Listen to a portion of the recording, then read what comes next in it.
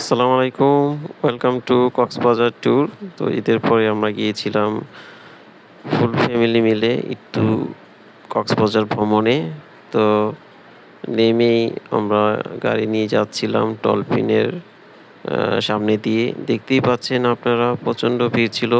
সেদিন ছিল ফ্রাইডে এবং আকাশ ছিল মেঘলা এবং সাগর এবং আকাশ মনে হয় একাকীর হয়ে গিয়েছে। খুবই সুন্দর লাগতেছিল। তো ভালোই ছিল আবহাওয়াটা আলহামদুলিল্লাহ। খুব এনজয় করেছি এবং আমার ছেলে ২ জনকে নিয়ে নেমে পড়লাম সাগরে কিছুক্ষণ। তারপর ওরা খুবই এপাশ ওপাশ করে ঘুরতেছে কখন সাগরে নামবে। আমার দোনো ছেলেই খুবই এই যে নেমে গেছে।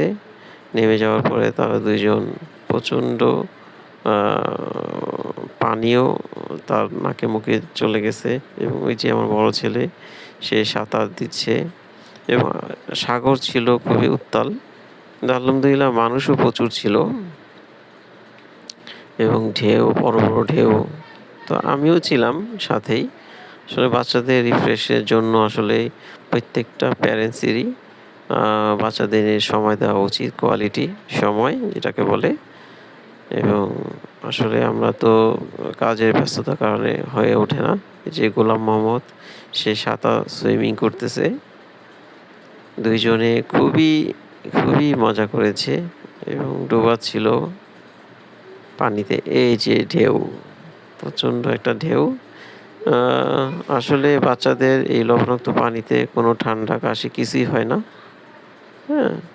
এমনিতে আলহামদুলিল্লাহ সুস্থ। আ আমার ছেলে এমনি সুস্থ ছিল। তো ওরা ডোবাচ্ছিল। আমরাও প্যারেন্টসরা দেখে খুব এনজয় করতেছিলাম। আমিও ভিজেছি। তো পানি আসলে কার না ভালো লাগে। গোলাম এবং মোহাম্মদ মাটি দিয়ে খেলতেছিল খুব এনজয় করে। তো আপনারা সবাই ভালো থাকেন, সুস্থ থাকেন এবং আস্তে ভিডিওগুলি আমরা আপনাদের সাথে শেয়ার করব। আল্লাহ হাফেজ।